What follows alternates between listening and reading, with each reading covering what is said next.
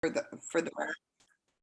There we go. Okay, Thank you. so to answer your question, Avi, about if the Chinese government were to ban the miners, which they basically have done, they've banned the miners and they banned all crypto transactions in China. So what would that do? So let me take the mechanical part of that first. There's something magical, absolutely magical about Bitcoin that I love, is that there's something called the difficulty of mining a new block of Bitcoin. Okay, and with that, from block to block, there's something called a difficulty adjustment, and that there is an automatic and programmatic way of making the mining of a Bitcoin block more or less difficult over time.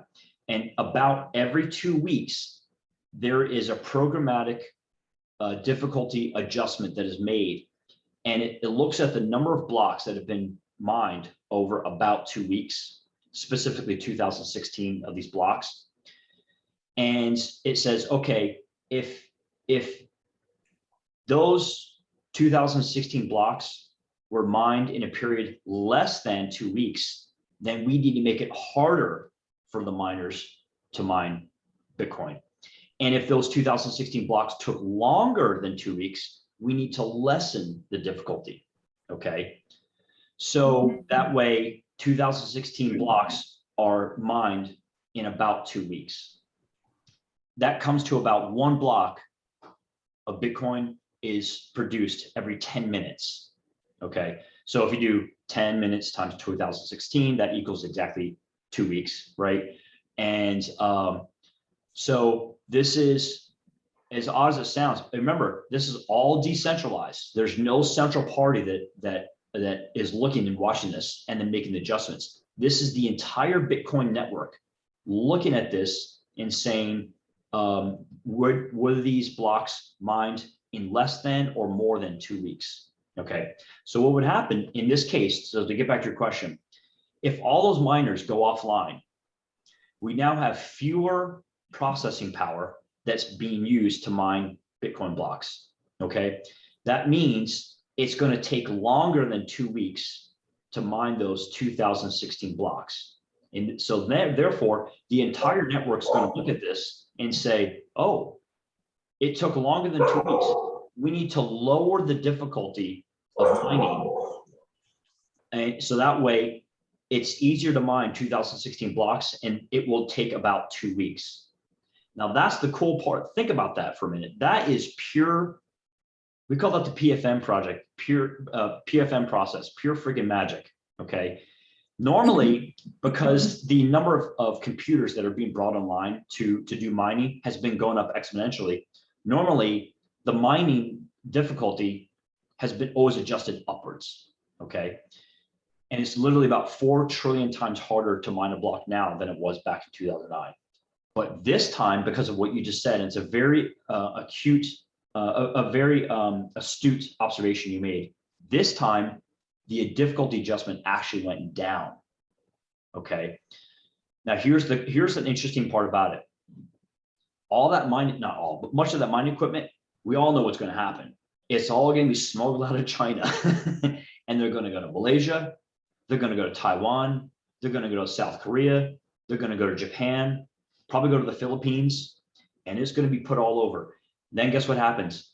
That the mining capacity is going to start resuming its normal exponential growth up, and therefore the blocks, instead of coming out an average every 10 minutes, will come out an average of maybe every 8 minutes. That means 2016 blocks will be mined faster than 2 weeks. Guess what the network will say needs to happen to the network, to the difficulty adjustment? It needs to go up, and it does it automatically, programmatically. No government, no institution, the entire network agrees by consensus.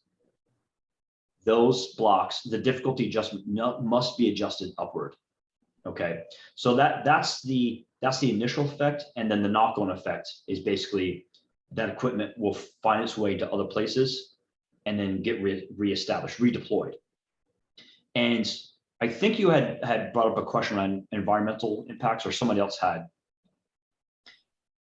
On a real quick side note, because of how fluid this topography is, this mining equipment can be deployed almost anywhere in the world.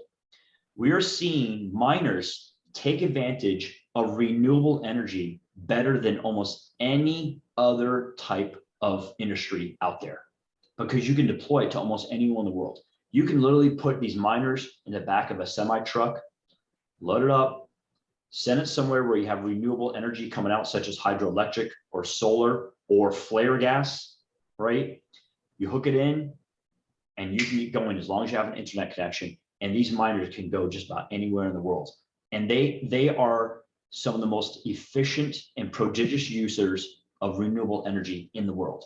And nobody expected that at the beginning. And I may not need to know this for my level of understanding, but we're not talking about a physical miner. It's the name of it's the name of a transaction. No, actually, that's a good question. We are talking about actual physical equipment. But not a person. Correct. Yeah. I see what you're saying. So it's not a person with a hat and a pick and a shovel, right? Yeah. So it's actual equipment that a person or a party can either manufacture or buy, and then it's a computer. But it's a very specialized form of computer, and its job is to solve mathematical equations very, very quickly. Okay, to give you a sense of scale, one of these computers can do about 100 tera hashes per second. That means a hash is one mathematical computation, okay? And tera basically means 1 trillion. In this case, 100 tera means 100 trillion. It can do 100 trillion of these operations in 1 second. That's one machine. Wow. But you have literally millions of these machines deployed all over the world. And it's hard to tell exactly, because Google's pretty tight-lipped about the size of their assets, right? But from best estimates, the Bitcoin network is 10 times bigger than the entire Google network combined. Wow. Going back to something really simple, sorry, Abby, if you're like way beyond this, but it's no. Okay, so let's say one would want to buy a few Satoshi. How would they do this? Okay, so there's a few ways that you can get Bitcoin. Number one, you can have it donated to you. Okay. Number two, you can sell a good or a service, right? Then it's just a regular transaction. You can go to an exchange, and there are a few exchanges. I can put them in the chat. So let's take a look at, so there is Coinbase, there is Gemini, is another one. If you just do a search for Bitcoin exchange,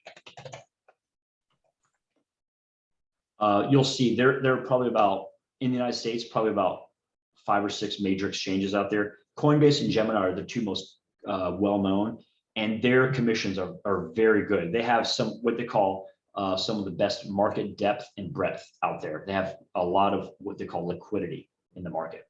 Okay. And the wallet you speak of is what? Okay, so we're going into the realm of storage, and so basically there are 2 major categories of storing Bitcoin. You can either store on your own, they call that self-custody, or you can have someone else hold it for you. And I forget the name of that custody, but it's another form of custody, right? And if you think about it, that's not much different than if you have a 401k with a company. And when you say, I own Chevron stock in my 401k, actually you don't own Chevron stock in your 401k. Your 401k is being custodied at, let's say someone like Vanguard or Fidelity, and they own Chevron stock, and they have allocated maybe 100 shares by accounting to your 401k account. Does that make sense? Okay. Yes. So in that same way, you can actually keep your Bitcoin at Coinbase. You can keep it at Gemini. There's actually a company called Xapo, XAPO, that specializes in custodying people's and institutions' Bitcoin. There's a whole industry that has developed around keeping Bitcoin. The idea is you do the two contradictory things. You make it easy and simple for the owner to get their Bitcoin out, and make it extremely difficult for other parties to get the Bitcoin out. So that makes sense. If you think about it, that's like a bank. You go to the bank, here's my ID, here's my account. I want to take out $100. Oh, okay. I recognize from your face, matches your ID, which is really hard to forge. Oh, no problem. It's easy for you. Someone else can't make a mask of my face, right, and put it on and look like me, and they can't know certain critical pieces of information, right, such as my birthday, maybe, or it's more difficult, right? So if you think about it, when you put money in the bank, you're doing the same thing. You have the bank keeping your money in custody versus if you keep it in your mattress or your safe, it's self-custody. That's basically the same thing. There are risks associated with both. And one can use, oh, sorry. You could use Venmo as a transaction vehicle out of your own wallet or out of the, whatever it's called, custodial. Okay, so I want to clarify. That's a very good question. So up until a few months ago, if I went on the Venmo or Cash App's app and I purchased Bitcoin, for a while, I could not pull the Bitcoin out of their institution and put it into my wallet. I think one of them has changed that just recently, I think. Don't take my word for it. You got to check it on your own. But even if you can't do that, that's not bad, because at least you get what they call financial exposure. If you want to take advantage of the price rise of Bitcoin, you can go buy it on Cash App or Venmo, and you'll take advantage of that rise. And at some point later on, you can sell your Bitcoin for dollars, pull the dollars out, and then go buy the actual Bitcoin on your own. Does that make sense? You could sell the Bitcoins for dollars that are in your wallet. That are in your Cash App account or your Venmo. Oh, because that's not real. It's not. Correct. That's exactly right. You don't own the Bitcoin. Just like with Fidelity, you don't own Chevron stock at Fidelity. Fidelity owns the stock, and they have accounted, they have allocated some Chevron to your account. Okay, so again, when they say you can buy Bitcoins on Venmo, you are just buying the custodial service. That's right. And you can take it out and actually buy real Bitcoin with that. That's basically it. That is basically it. So there's an expression in the Bitcoin world called "not your keys, not your wallet." So let's clarify that. Remember what I said? Your wallet, for the most part, doesn't hold anything other than passwords, right? The other way that we call this in the encryption world is encryption keys, a thing that is used to unlock a set of codes, okay? So that's what it holds, is it holds a bunch of keys. Well, if you actually have the wallet in your possession, either it's on your phone or your computer or a piece of paper, you have the keys, okay? That means you have access to all the Bitcoin that you own, okay? Not only in theory, but in actuality. If you keep them with Coinbase or Gemini, they're very safe, but realistically speaking, or technically speaking, you don't actually own it. Because technically speaking, Coinbase or Gemini could abscond with your tokens, your Bitcoin token more appropriately. And this is something that's very much on my mind. The federal government could go in and say to all exchanges, you may not give back those Bitcoin tokens to the original owners. They could arbitrarily go in and say, sorry, you just got to suck it up, buttercup. Theoretically. Theoretically speaking. Could say that. Okay, did and the federal, everyone hear let me that? clarify this. Let me clarify this. The federal government has done this before. This is not like this is something new. The federal government has done this sort of thing before. Mhm. And you know what we call this? Counterparty risk. Mm. Counterparty risk, as I said before, my background as a trader is very much, I'm always keeping an eye on risk. What do we call that in the, Avi, you'll probably know this, WCGW, what can go wrong, right? It's all about risk management. What can go wrong? As program managers, project managers, product managers are always looking for the one thing that's going to trip us up, right? What can go wrong? So that's something I'm always looking at is as Bitcoin goes to maybe a $10 trillion market cap, the government say, oh, this is a real threat. Before it was a little threat, now it's a real threat. Sorry, Coinbase, sorry, Gemini, sorry, Bitfinex, you have to shut down and over those Bitcoin. So flash drive, phone, computer, theoretically safer unless those get stolen from you. So yes, but, Mhm. and this is something I've actually done. You can make backups. You can make copies of your wallet. Now think about that for a second. That's like saying, I've got 5 gold bars. I'm going to make backups of my gold bars. That makes no sense whatsoever. Who does that? That's not possible, right? But you have to remember, Bitcoin is not about the Bitcoin tokens because Bitcoin tokens are an abstraction, right? We'll get into that later on, okay? Bitcoin tokens are an abstraction. You don't own actually anything tangible, Mhm. right? What you own are a series of passwords. Mm. Okay, that's the most important part. Well, passwords are they're just information. That's just data. Mhm. Well, guess what I can do with that? I can copy that. And I've actually tested this out. When I moved from Seattle to Huntsville, I had my Bitcoin wallet in several locations, right? And by the way, my Bitcoin wallet is also locked up. That's encrypted. Okay. Well, what I did was I had it on an external hard drive, right? I just opened that external hard drive back up. Not a problem, right? It made it happen. So you can actually back up your wallet, just like you can back up your gold. Well, in theory, you could back up your gold. Again, that makes no sense, but that's what you're doing. Okay, biggie question. Tax time. Oh, What does, okay. yes. So as far as I understand, and this has been in contention for a long time because different states are either not recognizing Bitcoin or they are recognizing Bitcoin, but they're recognizing it in different ways. And then there's the IRS, right? Federal IRS. For the most part, the IRS is treating Bitcoin as an asset, right? And not much different than equities or stocks, right? So if you hold it for a short period of time, you have one tax liability. If you hold it for a longer period of time, you have another tax liability. That's basically it. And just like with stocks, you have to determine your cost basis, right? And then from there, you determine your exit price, and then you take the difference and you pay the tax on the difference. That's basically it. Okay.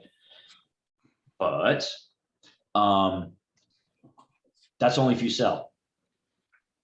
That's only if you sell. But on top of that, some members of Congress have been proposing taxing unrealized gains. All right. So they would take a mark-to-market valuation of your Bitcoin and say, well, your Bitcoin went up by 50%. You got to pay us tax on that. We know you didn't sell it. We know we're going to make you sell some just to pay the tax on it. But sorry, pay us up. And it's basically, that is a wealth tax. By definition, that is a wealth tax. By the way, none of that's tax advice. I'm just giving you my best read on what's actually happening. It seems as if and I do not like the IRS, but it seems as if the IRS is actually acting in good faith in accordance with the intent of federal law in terms of just tax revenue, right? From what I've seen, the IRS has not acted maliciously.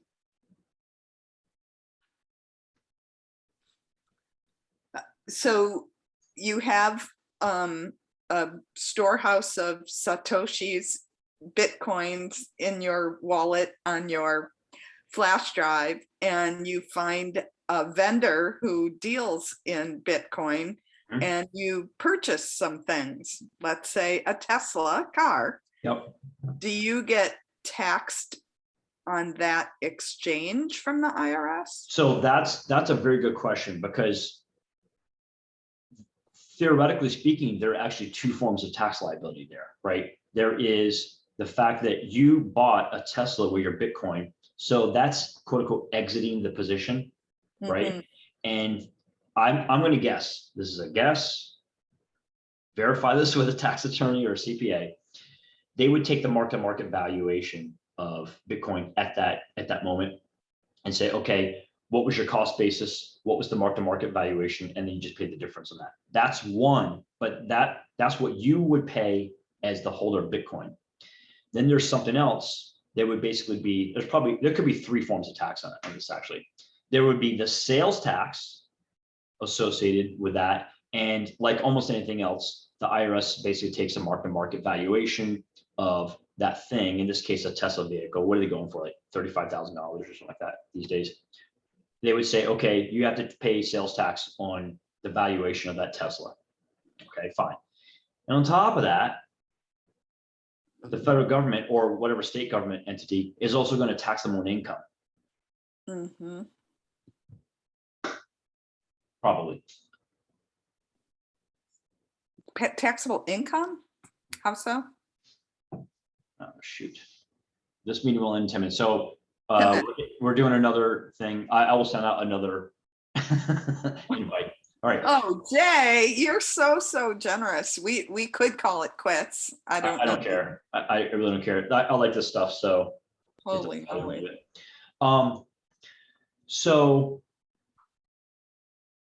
if a company has income that's taxable income, then the federal government will tax that, right? Oh, I don't get taxed that. Correct. You don't, not as the buyer, but the company yeah. wouldn't get taxed as income. Okay, gotcha. Or any other type of entity. It could be LLC, LLP, proprietorship, sole proprietorship, whatever, right? S corp, C corp, blah blah blah. Okay, sales tax and what you said, the difference. What was that difference? Okay, so there's sales tax. Sales tax applies to the entire value of the transaction. Yes. Right? So it's a $35,000 Tesla. You have to pay tax on $35,000. Correct. There's the other one, which could possibly be, I'm not sure, but if let's say you bought Bitcoin at easy numbers, right? Let's say you bought Bitcoin at $10,000, and let's say you put $10,000 in, all right? And then Bitcoin goes to exactly $35,000, and you're like, I want to use my Bitcoin to pay for a Tesla. Okay. The moment you sell it at $35,000, the government will say your cost basis was $10,000. Your exit was $35,000. There's a $25,000 profit in there. And they would say, did you hold it for more than 13 months or less than 13 months? Right. And that would determine your rate, tax rate, your capital gains. It's capital gains basically is what you'd be paying. So the same like stocks, like short-term and long-term gains that applies for Bitcoin as well, right? Yeah, I think that's correct. I think that's how the IRS is interpreting that. Like I said. So Jay, like, so apart from buying the Bitcoins with US dollars, I've also got like a bunch of like very tiny amount of Bitcoins by doing surveys, or not Bitcoins, but other kind of coins, right? So which have like some minor dollar value, which come into my Coinbase account. So are they like, when I do my, I mean, it may not be I don't know if if this is, I mean, if feel free to say that you cannot answer this, but yeah, basically I'm saying that should I feel obligated to, file the tax for those things, or like what is the deal there? Like, because most of the time I'm just buying and holding, except for these few survey coins, whatever I got. So which kind of becomes like a gain, right? Because I got it without doing anything. So you only pay, as far as I understand, you only pay tax when you exit the position. I see. Okay, gotcha. Okay. Does that make sense? Yeah, then it makes sense.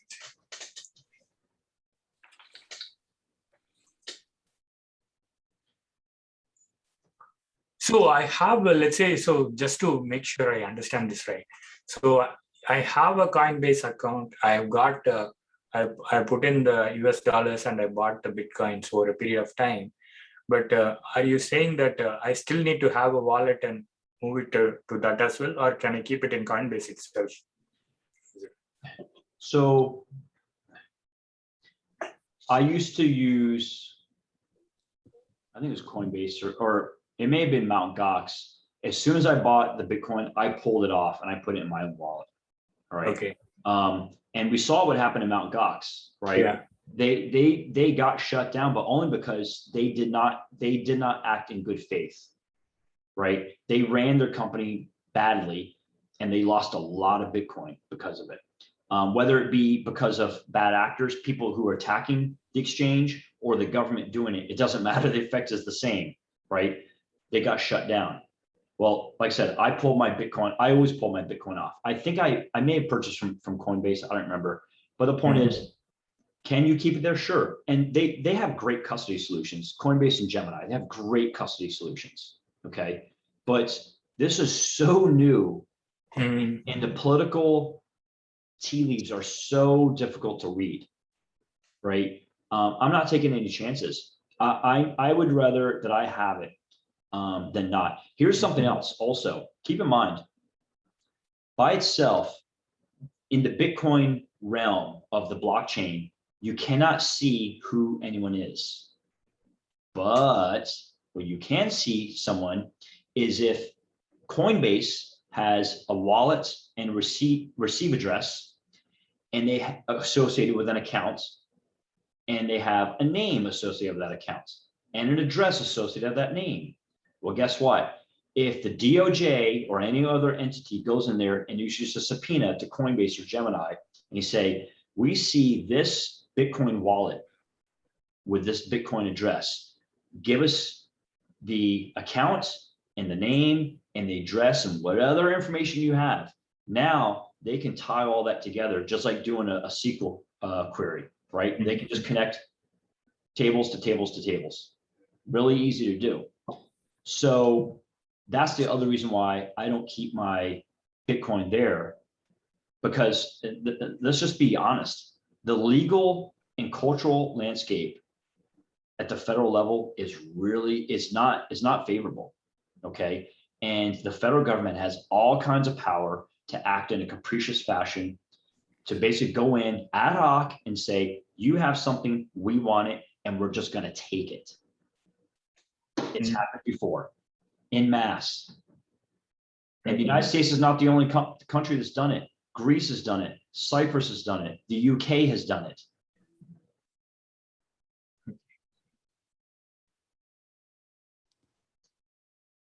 All right. I'm going to stop this meeting and I'll send out another invite.